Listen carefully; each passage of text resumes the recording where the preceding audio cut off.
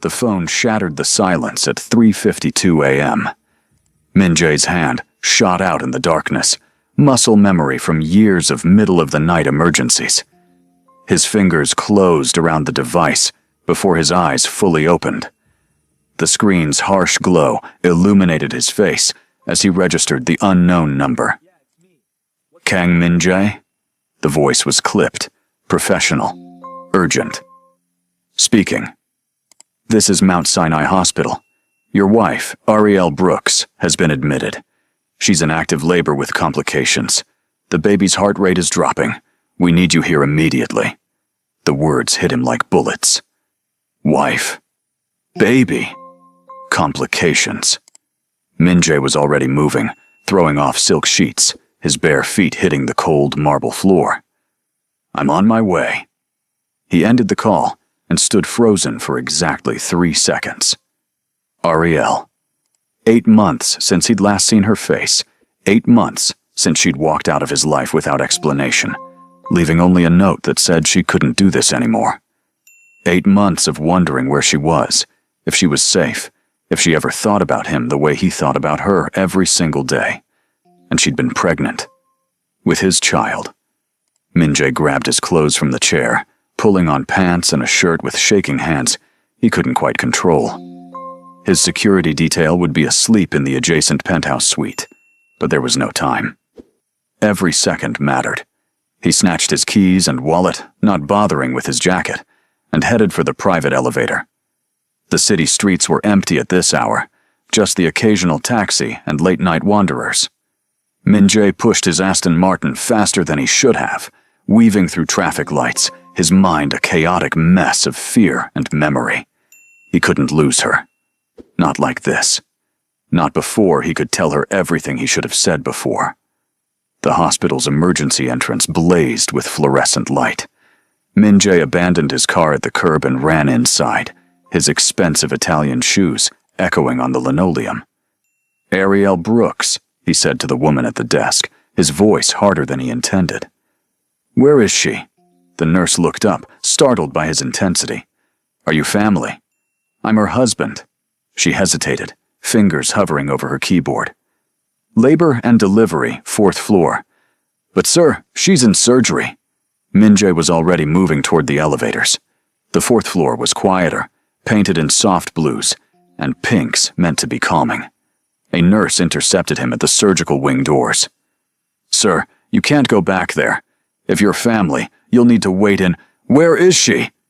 Min-jae's voice dropped to something dangerous, the tone that made grown men reconsider their life choices. Where is Ariel Brooks? The nurse's eyes widened, but before she could respond, a doctor emerged through the double doors, pulling off surgical gloves. Mr. Kang? That's me. I'm Dr. Patricia Chen. Your wife is in surgery right now. Emergency C-section. The baby was in distress, and we couldn't wait. But I need you to know, Ariel came in alone, and she's been through a difficult labor. The next hour is critical for both of them. Min-jae felt his chest constrict. Can I see her? Not yet. But as soon as she's stable, you'll be the first to know. There's a waiting room down the hall. It shouldn't be long. Shouldn't be long. The words echoed in Min-jae's head as he forced himself to walk to the waiting room. Shouldn't be long could mean anything. It could mean everything was fine, or it could mean they were preparing him for the worst. He sank into an uncomfortable plastic chair and dropped his head into his hands. For the first time in a decade, Kang Min-jae, the man who controlled half of New York's underground economy, who had politicians and police captains on his payroll, who could make people disappear with a phone call, felt completely powerless. 3 years earlier, he never would have imagined this moment. Never would have believed that a woman spilling whiskey on his shoes would lead to him sitting in a hospital at 4 a.m, praying to a god he didn't believe in. But that's exactly what had happened. It was a Tuesday night at the Jade Orchid Lounge, one of the high-end establishments Min-jae used for business meetings that needed to look like casual drinks. He'd been sitting in a private booth with 2 associates, discussing a shipping route problem when she appeared. The cocktail server moved through the crowd with practiced efficiency, balancing a tray of drinks that probably cost more than most people's weekly salary.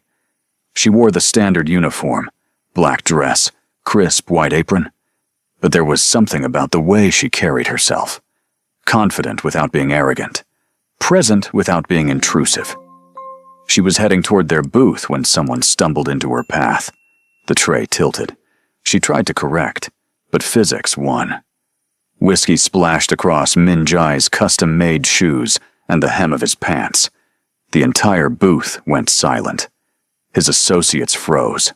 Everyone in the immediate vicinity stopped talking. The server's eyes went wide with horror. "Oh my God, I am so sorry. Someone bumped me, and I—" She grabbed napkins from her apron, dropping to her knees to try to blot the liquid. "Please, I'll pay for the cleaning. Stop," Min Jai said quietly. She looked up at him, and for the first time, he saw her face clearly. Brown skin that seemed to glow in the lounge's amber lighting. Dark eyes that held genuine remorse, but not fear. Full lips pressed into a worried line. Most people who accidentally crossed Min Jai responded with terror. They knew who he was, or they could sense the danger he represented. They groveled and begged and made excuses. She just looked at him steadily and said, "I really am sorry. It was an accident, but that doesn't make it okay. Tell me how I can make this right." Min Jai studied her for a long moment. "What's your name?" Ariel Brooks." "Well, Ariel Brooks, accidents happen. Forget about it." She blinked, clearly surprised. "Are you sure? Those shoes look expensive." "They are." Min Jai reached into his jacket and pulled out a business card. Not the one with Horizon Group's logo and his executive title, but the plain black one with just a phone number embossed in silver. He held it out to her. "Call me if you ever need anything." Ariel took the card slowly, confusion crossing her features. "I don't understand." "You don't have to." Min Jai gestured for his associates to resume their conversation. "That's all." She stood, still holding the card like it might explode, and backed away before turning to disappear into the crowd. Min Jai's second-in-command, David, leaned in. "Boss, you want me to—" "No," Min Jai cut him off. "Leave her alone." He didn't expect her to call. Most people threw the card away, or kept it as a strange souvenir. But 2 weeks later, his private line rang with an unknown number. "Hello?" Her voice was uncertain. "Ariel Brooks," Min Jai said, recognizing her immediately. "I was wondering if you'd reach out." Okay, this is going to sound crazy, but I got a call from someone at Horizon Group. They said I was being considered for a position, and they gave me this address for an interview. And when I looked up the company, I saw your name, and—" She took a breath. "Did you have something to do with that?" Min Jai leaned back in his office chair, a small smile playing at his lips. "I might have." "Why?" "Because you were honest when you could have lied. Because you were calm when you could have panicked. Because I need someone with those qualities." He paused. "Come to the interview. Hear what we have to offer. If you don't like it, walk away. No strings attached." There was a long silence. "What kind of company is this, really?" "The kind that values discretion and intelligence. Come see for yourself." She came. Min Jai watched from his office window as she entered the building, wearing a simple navy dress and carrying herself with that same quiet confidence.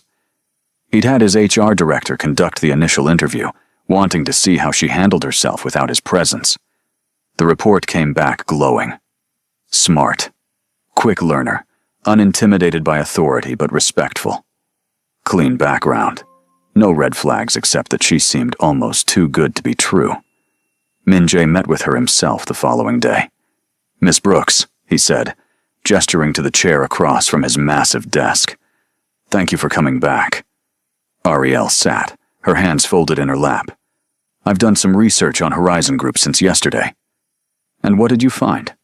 "Legitimate business operations in import-export, real estate development, and private security. Impressive portfolio. But there are gaps in the information. Things that don't quite add up. Her eyes met his. You want to tell me what this is really about? Min-jae appreciated her directness. I need an executive aide, someone to manage my schedule, handle sensitive communications, coordinate with various business partners. The pay is substantial. Triple what you're making now between both your jobs. The hours are demanding. The work requires absolute confidion, and there are aspects of my business dealings you'll see that might make you uncomfortable. Uncomfortable how? I operate in gray areas, Miss Brooks. I'm not going to lie to you about that. But if you work for me, you'll never be asked to do anything illegal yourself. Your job is administrative support. Nothing more. Ariel studied him for a long moment. Why me? Instinct. Min-jae stood and walked to the window overlooking the city. I've learned to trust my instincts about people. Something tells me you're someone I can rely on. And if I say no? Then you walk out of here, and we never speak again. No consequences, no pressure. He could feel her weighing the decision.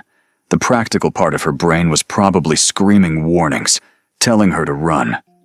But the part that had struggled to make ends meet, that had worked 2 jobs and still worried about rent, that wanted something more from life, that part was tempted. I'll need time to think about it, she finally said. You have 24 hours, she called back in 12. I'll take the job, but I need ground rules. Name them. No lying to me about what I'm walking into. No putting me in danger without warning. And the second I feel like this crosses a line I can't live with, I'm out. No questions asked. Agreed, Min-jae said. Welcome to Horizon Group, Miss Brooks. The first month was exactly what he'd described. Ariel managed his calendar with frightening efficiency, coordinated meetings, handled correspondence. She learned quickly which calls to put through immediately and which could wait. She figured out how to read his moods, when to push back on his decisions, and when to simply execute orders. She also started to see the reality of his world, the meetings where men spoke in careful euphemisms about shipments and territory and problems that needed solving. The late-night phone calls about situations that required his immediate attention, the way people deferred to him with a mixture of respect and fear. But she also saw the contradictions, the way he quietly paid for the hospital bills of an employee's sick child, the violence he prevented with carefully chosen words instead of action, the genuine loyalty he inspired in people who'd worked for him for years. You're not what I expected, Ariel told him one night when they were working late, reviewing contracts for a new real estate acquisition. Min-jae looked up from the documents. What did you expect? Someone crueler, I think. More obviously dangerous. I am dangerous, Miss Brooks. Don't mistake calculated restraint for softness. I don't. She met his gaze. But I've seen you choose mercy when violence would have been easier. That counts for something. Does it? Min-jae set down his pen. In my world, mercy is often seen as weakness. Then maybe you're in the wrong world. The words hung between them, charged with something neither of them was ready to acknowledge. It was 3 months into her employment when the attraction became undeniable. They were working late again, as had become their routine. Min-jae's office was quiet, except for the soft jazz playing from hidden speakers and the click of Ariel's keyboard. She was concentrating on an email, her lower lip caught between her teeth in a way that Min-jae had noticed she did when she was thinking hard. Ariel, he said quietly. She looked up. Yes. You should go home. It's late. You're still here. I live here. She smiled slightly. The penthouse upstairs, I remember. She saved her document and closed her laptop. Can I ask you something before I go? Always. Why did you really hire me? And don't say instinct. I want the truth. Min-jae stood and walked around his desk, leaning against it. Because when you looked at me that night in the lounge, you saw a person. Not a reputation. Not a monster. Just a man who'd had whiskey spilled on his shoes. He paused. That's rare in my life. Ariel stood too, gathering her things. You're just a man, Minjai. A complicated one, but still human. She'd started using his first name weeks ago, dropping the formal Mr. Kong without either of them really discussing it. Now, in the quiet intimacy of his office, it felt weighted with significance. Sometimes I'm not sure about that, he said softly. I am. Ariel moved closer, and Minjay could smell her perfume, something subtle and warm. I've seen enough to know. What have you seen? Someone who carries the weight of too many responsibilities. Someone who chose power because he thought it would keep him safe, but now realizes it's just another kind of prison. Her eyes searched his face. Someone who's lonely. Minjay felt something crack open in his chest. Ariel. I should go, she said quickly, as if suddenly aware of how close they were standing. I'll see you tomorrow. She left before he could respond, and Minjay stood alone in his office, wondering when exactly he'd started falling for his executive aide. The incident happened 2 weeks later. Minjay was meeting with a potential business partner who turned out to be less interested in partnership and more interested in intimidation.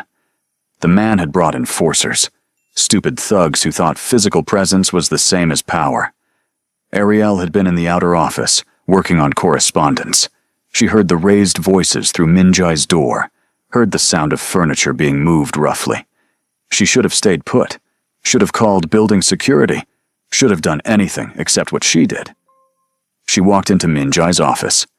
Get out, one of the enforcers said, moving toward her. Touch her and die, Minjay said, his voice dropping to something arctic. The enforcer hesitated. The room went still. This meeting is over, Minjay continued. You've wasted my time and made a threat in my place of business. Ariel, call David. Tell him we have guests who need to be escorted out.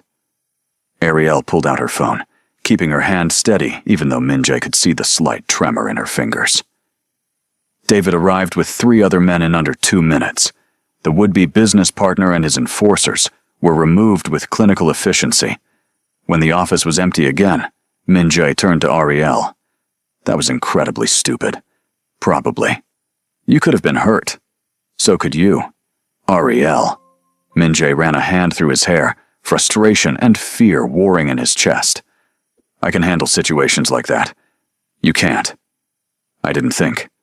I just reacted. She finally looked shaken, the adrenaline wearing off. I heard the anger in their voices, and I thought. I don't know what I thought. Minjay crossed the space between them and pulled her into his arms. She stiffened for a moment, then relaxed against his chest, her hands gripping his shirt.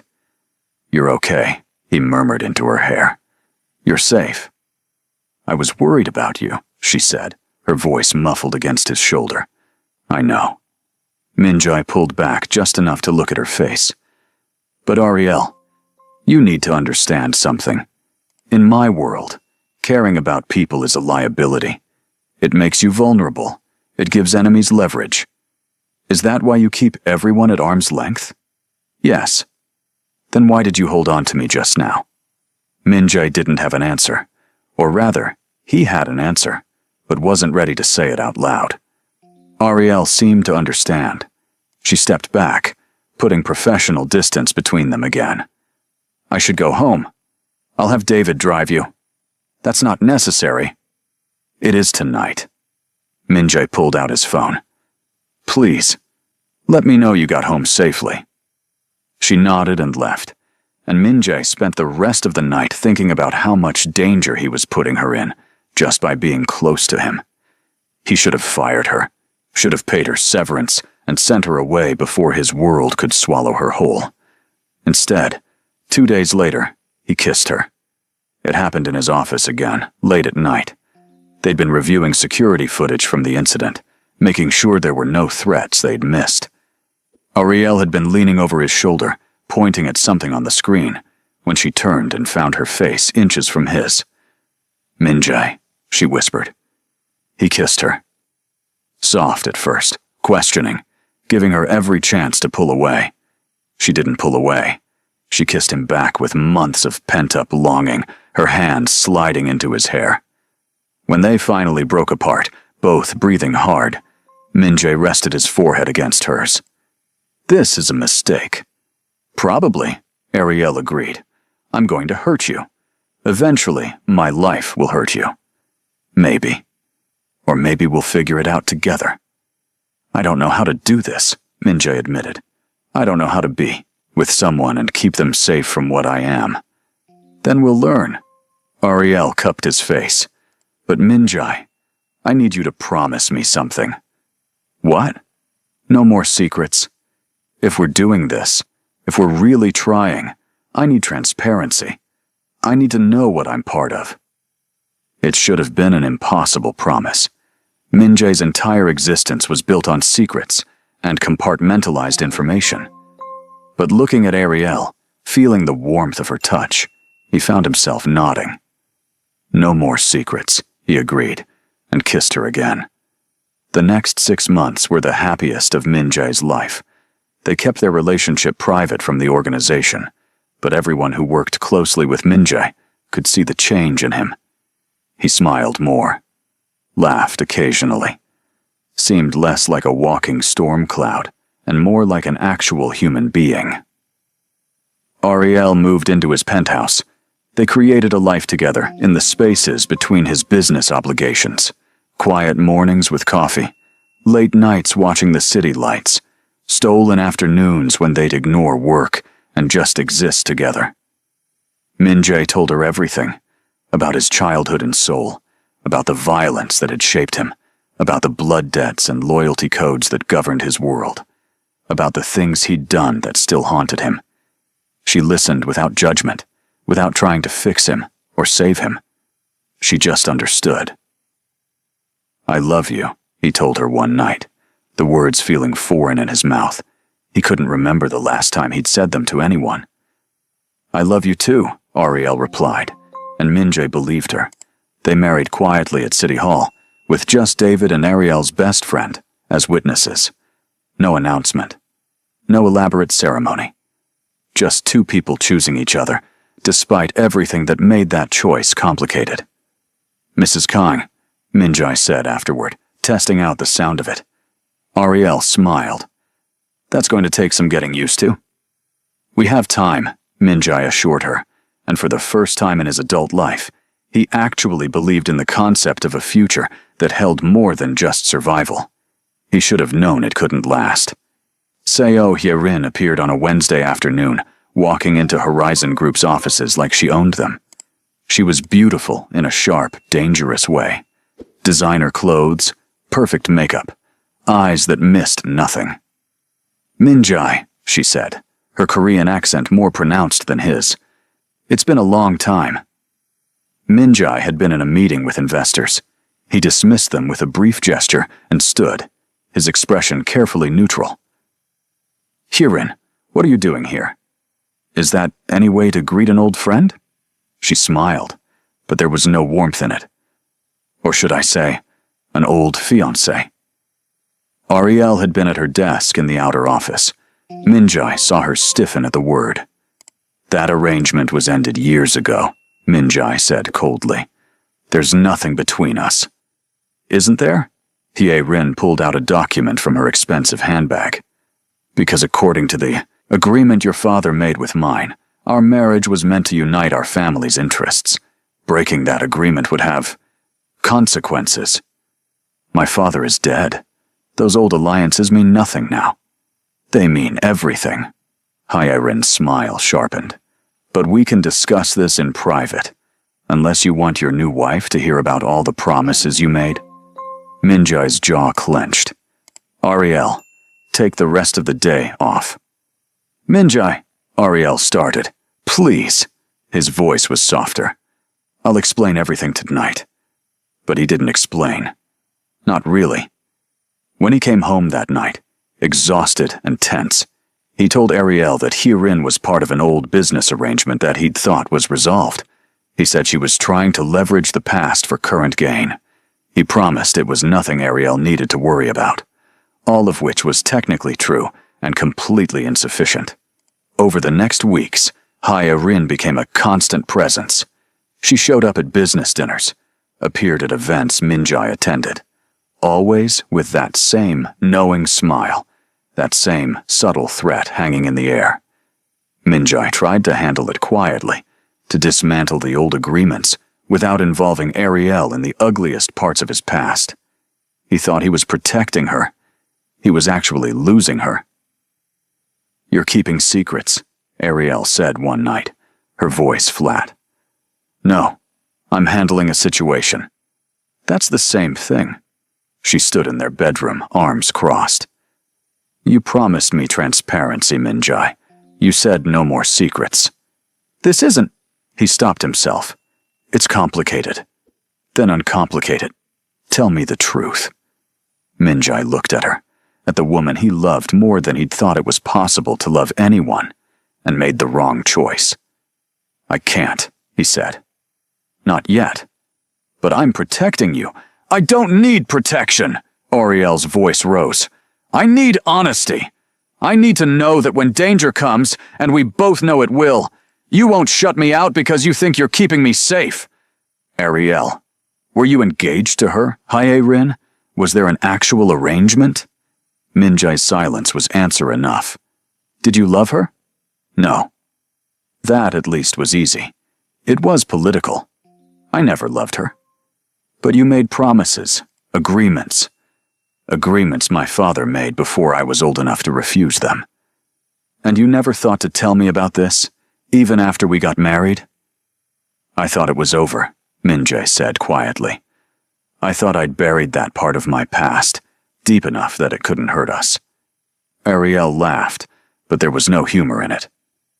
"That's your problem, Min-jae. You think you can control everything, bury the bad parts, and only show me the ones you want me to see. But that's not how this works. That's not how love works. I'm trying to keep you safe. I'd rather be in danger with the truth than safe with lies." They stood on opposite sides of the room, the space between them feeling like an unbridgeable chasm. "I can't do this," Ariel said, finally, her voice breaking. "I can't be with someone who thinks protecting me means hiding the truth. I can't live wondering what else you're keeping from me." "Ariel, please. I'm leaving, Min-jae. I need space to think." She packed a bag that night while Min-jae watched, helpless. He wanted to beg her to stay, to promise he'd tell her everything, but the words stuck in his throat. Because deep down, he knew he'd make the same choices again. Keeping secrets was how he'd survived this long. Ariel left without looking back, and Min-jae let her go. That was 8 months ago. Now, sitting in the hospital waiting room, Min-jae realized how catastrophically he'd failed. She'd been alone through her entire pregnancy, alone and scared, and probably hating him. And he'd had no idea, because he'd been too proud to reach out, too convinced that giving her space was the right thing to do. "Mr. Kang?" Min-jae's head snapped up. Dr. Chen stood in the doorway, still in her surgical scrubs. "The baby?" he asked, his voice rough. "A girl, 6 pounds, 2 ounces. She's healthy. Strong lungs." Dr. Chen smiled. "Congratulations." Min-jae felt his knees weaken with relief. "And Ariel?" "She's stable. The surgery went well. She lost more blood than we'd like, but she's going to be fine." "She's asking for you." "She is. She's been asking for you since she arrived. She's exhausted and emotional. But yes, she wants to see you." Dr. Chen led him to a recovery room. Ariel lay in the bed, pale and exhausted, but alive. So alive. And in her arms, wrapped in a pink blanket, was the smallest person Min-jae had ever seen. "Hi," Ariel said softly. "Hi." Min-jae approached slowly, afraid he was dreaming. "I didn't know." "I know." Tears slipped down her cheeks. "I should have told you. I wanted to tell you. But I was angry and hurt and stubborn. And then it felt like too much time had passed and—" She took a shaky breath. "I'm sorry." "You're sorry?" Min-jae sank into the chair beside her bed. "Ariel, I'm the one who should be apologizing. I broke my promise to you. I chose secrecy over trust, and I lost you because of it. You were trying to protect me. I was trying to control the situation. There's a difference." He looked at the baby in her arms. "May I?" Ariel carefully transferred the tiny bundle to him. Min-jae held his daughter with the same careful precision he applied to everything, terrified he'd somehow break her. The baby yawned, her tiny features scrunching up, and then relaxed again. She had Ariel's nose, Min-jae's dark hair. "Her name is Lena," Ariel said. "Lena," Min-jae repeated, the name feeling right. "She's perfect." "She is." Ariel watched him with tired eyes. "Min-jae, we need to talk. About everything." "I know." He looked up from Lena. "But first, I need you to know something. I dealt with Hye-rin, aggressively, permanently. The old agreements are void.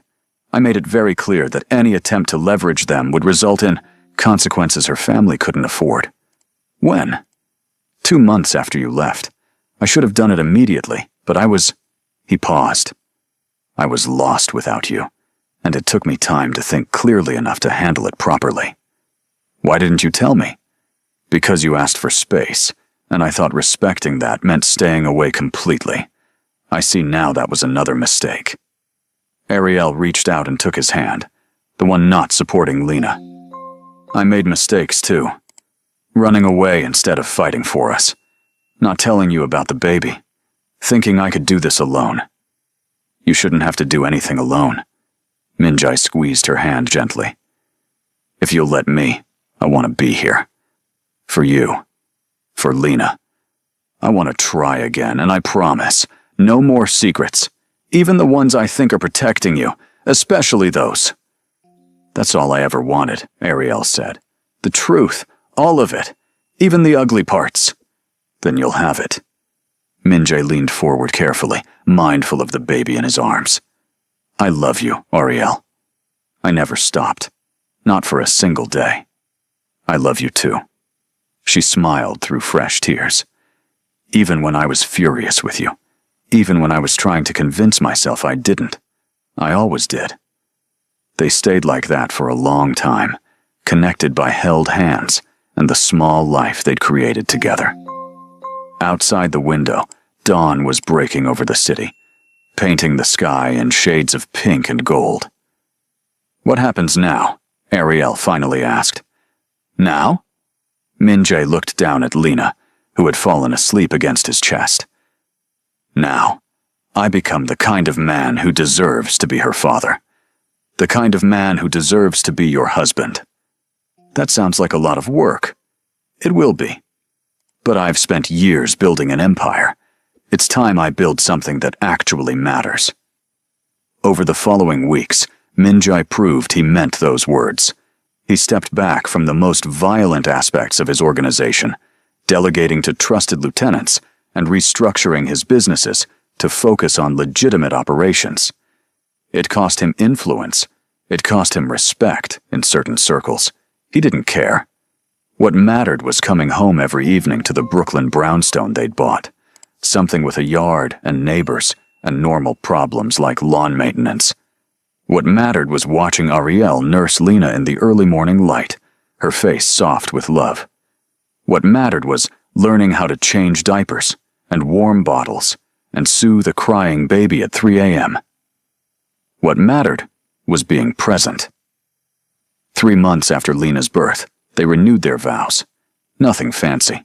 Just them, Lena, David, and Ariel's best friend, in the brownstone's small backyard. Min-jae spoke his promises with full understanding this time. "I vow to choose truth over comfort, to trust you with my darkness instead of hiding it, to build a life where our daughter can grow up knowing her father isn't just powerful, he's good." Ariel's vows were simpler. "I vow to stay, even when it's hard, even when I'm scared, because leaving doesn't solve problems. Facing them together does." They exchanged new rings and kissed, while Lena made gurgling sounds from David's arms, and Min-jae felt something he'd never quite experienced before.